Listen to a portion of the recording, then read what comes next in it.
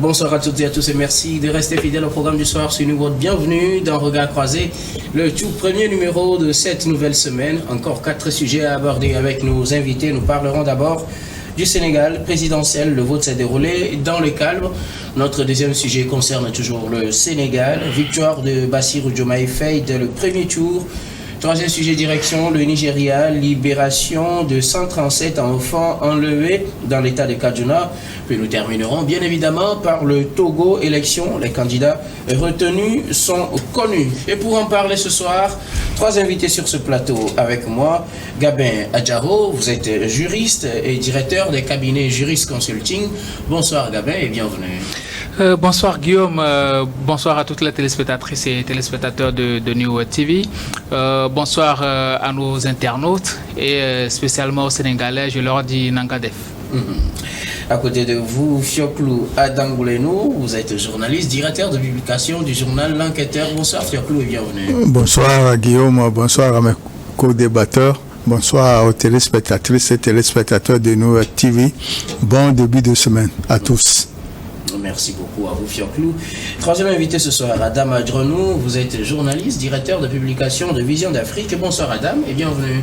Merci Dr Guillaume, merci de m'avoir invité. Bonsoir à toutes celles et à tous ceux qui nous suivent dans le Togo profond et partout dans le monde entier. Merci beaucoup à vous tous d'avoir répondu à notre invitation. Nous attaquons notre premier sujet. Nous prenons la direction du Sénégal présidentiel. Le vote s'est déroulé dans le calme. Les Sénégalais ont été appelés aux urnes ce dimanche 24 mars. Pour le compte de l'élection présidentielle, ce sera la 12e élection présidentielle de l'histoire du Sénégal indépendant depuis 1960 pour élire le 5e président de la République sénégalaise. Le vote s'est déroulé dans le calme de façon générale. Il n'y a pas d'incident majeur à signaler de nature à entamer la crédibilité des élections, comme on le dit souvent dans le discours officiel. Alors, c'est le moment aussi pour nous de revenir sur plusieurs mois de soubresauts marqués surtout par comme le dit Macky Sall lui-même, une intention à lui prêter de vouloir briguer un 3e mandat, une période préélectorale vraiment mouvementée, et puis finalement une élection très calme. Adam. Oui, plus de mal que de peur. Vous savez, je pense que plus de peur que de mal. Oui. Plus de peur que de mal. Vous savez, beaucoup redoutaient en tout cas des violences lorsque vous vous référez un peu à l'environnement qui a prévalu avant l'organisation de ces élections-là, des soubresauts liés au report, des intrusions qui ont amené également à des pertes de vies humaines au Sénégal. Beaucoup redoutaient que l'organisation de ces élections-là ne serait pas, en tout cas, une promenade de santé. Mais heureusement, fort heureusement, on a constaté qu'il y a eu des élections vraiment apaisées. Il n'y a pas eu de violence constatée, surtout l'étendue du territoire. Les missions d'observation, que ce soit les missions internationales que locales, l'ont signifié. Aucun incident n'a été signalé. Et je pense que les Sénégalais ont fait une différence entre en tout cas, les avis exprimés lors de ces élections tranchées, les avis tranchés exprimés lors de l'organisation ou les pré-campagnes, la campagne, etc. Mais l'organisation des élections, les gens ont compris que il faudrait quand même se départir de ces violences-là qui étaient redoutées et organiser des élections assez civilisées. Je pense que la démocratie, une fois encore triomphé au niveau du Sénégal. C'est ce dont on peut en tout cas résumer ces élections-là, compte tenu du fait que, vous savez, lorsque les campagnes sont considérées comme des moments de fête, ce qui n'était pas le cas au Sénégal, et je pense que, en tout cas lors du vote, nous l'avons constaté, donc je pense que c'est la démocratie qui s'est encore exprimée de la plus belle des manières au niveau du Sénégal. Merci beaucoup à vous. Adam, Gabriel Adjaro, les élections, ou bien cette élection présidentielle s'est déroulée dans le calme au Sénégal, ce qui contraste un peu avec la période préélectorale qui était pourtant très mouvementée. Et ça s'est soldé avec une élection finalement dans de très bonnes conditions. Oui, c'est le moment de rendre hommage aussi à ceux-là qui ont perdu la vie lors des manifestations. Et le peuple sénégalais aujourd'hui a encore prouvé réellement que c'est un peuple assez mature quand il s'agit des élections, quand il s'agit d'élire des dirigeants. Et aujourd'hui, nous le prouve encore. Personne n'imaginait des élections aussi calmes que ça, même si dans la région de Kermassar, il n'y a pas eu de vote tel qu'on le voulait, hein, parce que c'est un nouveau département et tout, donc il n'y a pas eu de vote tel qu'on le voulait, mais dans la globalité, les élections sont bien déroulées, même si ça existe un peu partout. On peut signaler des irrégularités entre partisans Diomaye Faye et Ousmane Sonko et Amadouba d'une autre, mais bon, c'est juste des échauffourées temporaires et éphémères. Donc aujourd'hui, moi, je félicite le peuple sénégalais qui a encore prouvé réellement que c'est un peuple assez mature.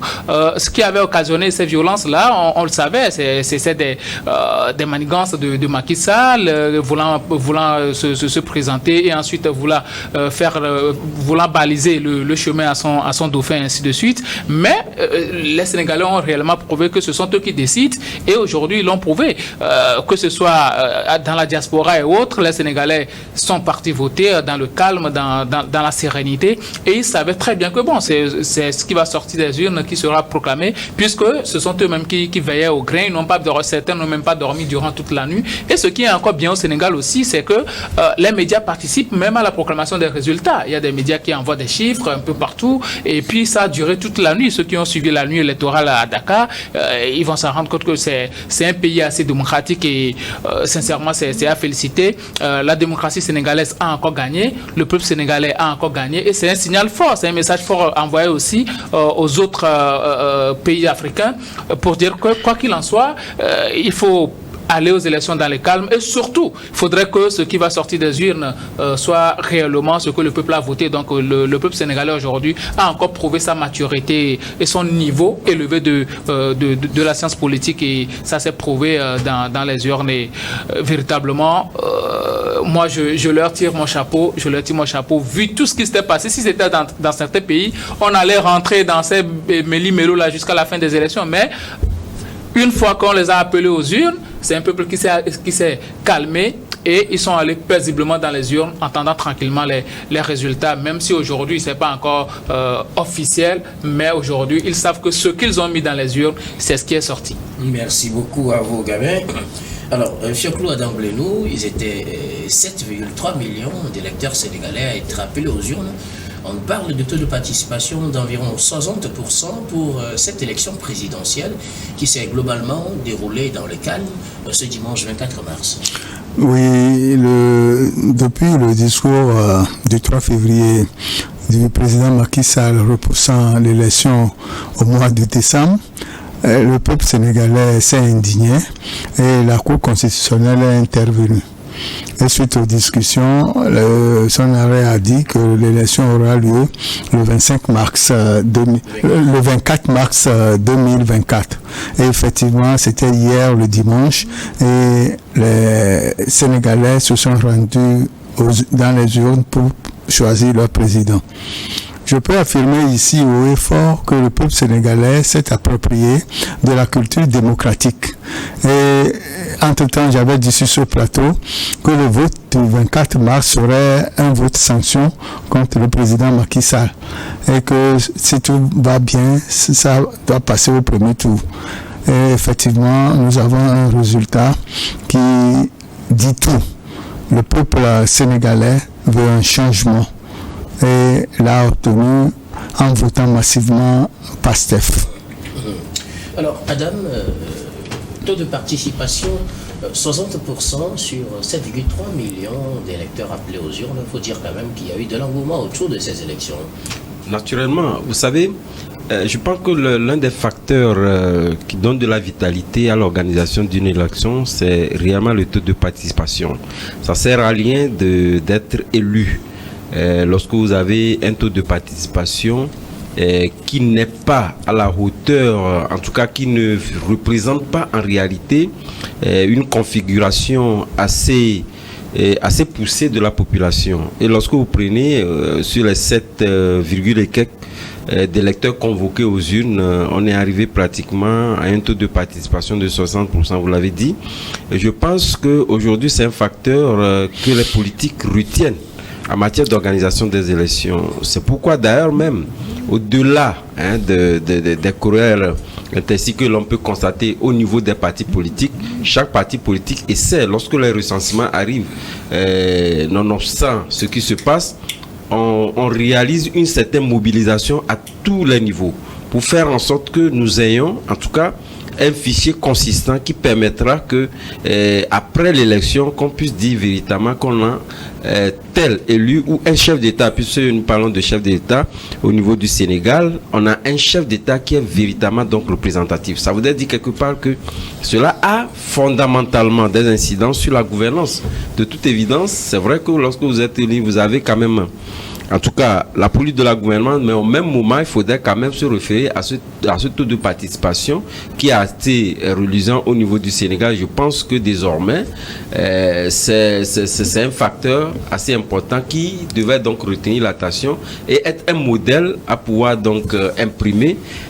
Lorsqu'on parle de démocratie célébrée, je pense qu'il faudrait quand même qu'il y ait de ces valeurs-là que nous puissions donc exprimer. Dans l'un de ces valeurs-là est naturellement le taux de participation sur lequel chaque politique devait donc s'accentuer et faire en sorte que nous ayons des élections qui puissent donc avoir l'image ou pratiquement le décor qui convient à pouvoir donc gouverner un pays. Quelque chose à ajouter, Gabriel? Oui, nous savons tous que le mandat présidentiel de Macky Sall finit le 2 avril. Les Sénégalais ont tout fait pour passer au premier tour, pour qu'il n'y ait pas un second tour, parce qu'ils ne veulent pas voir Macky Sall encore même une seule journée à la tête du Sénégal après le 2 avril. Et ce peuple-là est sorti massivement pour aller faire cette vote sanction-là. Je dis vote sanction parce que quand tu vois le déroulé de la campagne, c'était pas véritablement des programmes qui avaient été présentés. Certes, Diomaye Faye a présenté son programme qui était basé sur quand même, on va en revenir, qui était basé sur la renégociation des contrats, l'autonomie totale et autres,